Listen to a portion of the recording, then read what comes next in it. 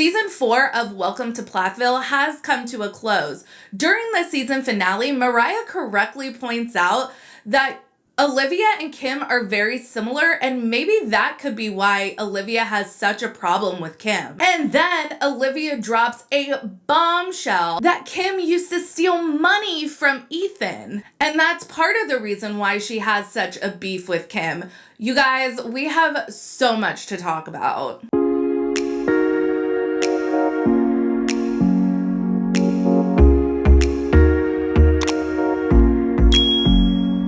Hey everyone, what's up? It's Sarah and welcome back to my channel. If you guys have been watching my Plathville videos, you have known that for a while I was saying that as season 4 started, I was kind of surprised that there even was a season 4 because I thought season 3 was kind of a natural conclusion to the series. You know, the older kids were moving away. Micah was going to LA. A lot of the other kids were going to Tampa. So I just thought it kind of brought the series to a natural end. And then we got an announcement that season 4 was coming. So it was like, okay, how is this gonna go? So much was revealed in the season 4 finale that I need season 5 to hurry up ASAP. The jury is still out for me on the longevity of Ethan and Olivia's marriage. Their communication styles are just completely different. Their love languages are completely different. Their approaches to conflict resolution are completely different. And Ethan has said stuff on camera that just makes me think that he's not really interested in participating in his marriage anymore. In this episode alone, he mentions how fondly he views the way he grew up, how he finds so much value in growing up with maybe not as much technology and growing up with land on a farm. We know that Olivia wants to be a city dweller and that she actually views the way they all grew up as extremely toxic. Additionally, when it's discovered that Olivia and her brother went ahead of the group a couple hours earlier to head to the river, Micah asks where Olivia is, and Ethan says something like, "I don't know and I don't care." And it's like, okay. When I started watching the season finale, a thought occurred to me early on when they were on their trip to Jamaica, and I think there's actually a lot to this.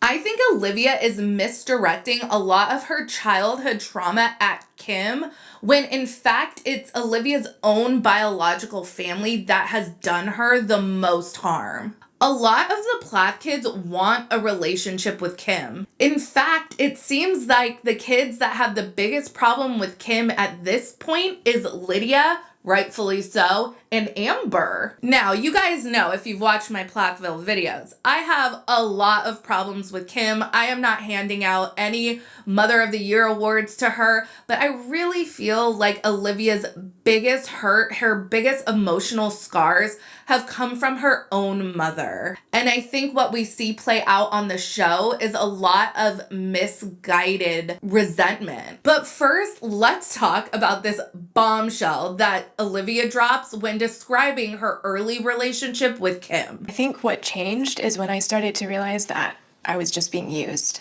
I will never forget marrying a 20-year-old man. His mom was using his credit card and buying things for herself and not paying him back. I'm looking at him and saying, why? And him saying, well, I don't know the computer password and I don't know the password to my account, so I can't stop her. I changed his password for him. And she's like, oh, can you send it to me? And I was like, no, that's his password now. And that was the first time she ever blew up and yelled at me and slammed the door on me when she had me come meet her in town over that. It went from like, I love you so much to you have the devil in you.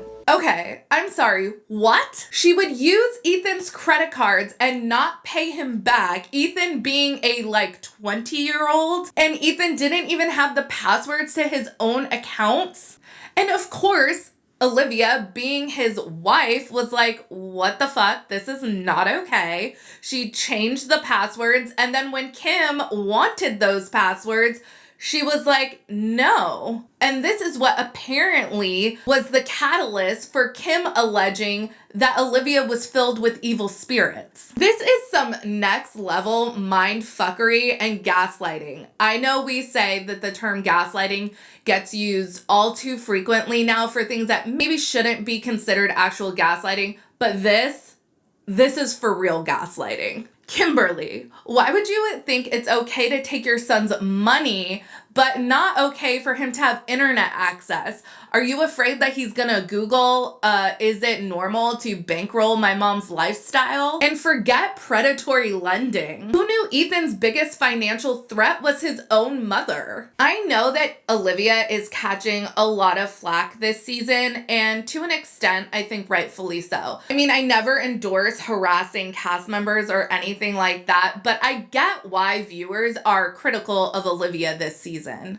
I just keep thinking to myself, these poor kids. In the season finale, Olivia actually opens up and she talks about how she doesn't have much of a relationship with her family, how her mother wasn't very nurturing, and how much she yearned for a mother figure growing up. And that's just so heartbreaking. And I get it. She wants to establish her own family with Ethan. The thing is, like I've said before in previous videos, she cannot set boundaries for Ethan. She can only set boundaries for herself. If she tries to establish boundaries for Ethan, he could grow to resent her, and I kind of feel like we're already seeing that happen. Olivia's trauma is not Ethan's trauma. Well, objectively, Kim has done some fucked up stuff when it comes to parenting. Ethan doesn't seem to harbor a lot of ill will towards her about his upbringing, except for like the education piece of it.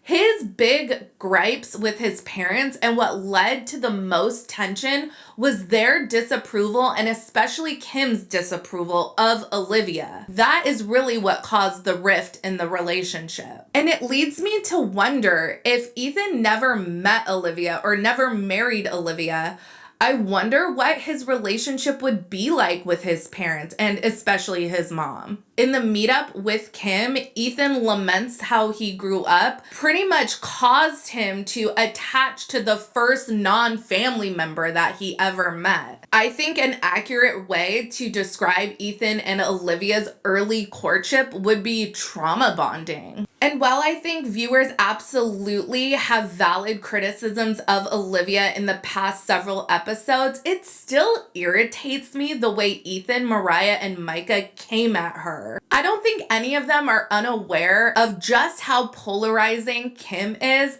and they have all been the victim of her disapproval and have had pretty serious consequences. I mean, Mariah was kicked out at 17 years old. While Olivia cannot set boundaries for Ethan, likewise, Micah, Mariah, and Ethan cannot forgive Kim on Olivia's behalf. Everyone processes their trauma differently. I really don't find fault with the kids though. It's the adults, it's Olivia's parents, it's Kim and Barry that have failed these kids. I just don't see how Ethan and Olivia make it. We will see what picks up in season 5. I know that they're still together, and on social media, they present a united, happy front. So I hope that that is true.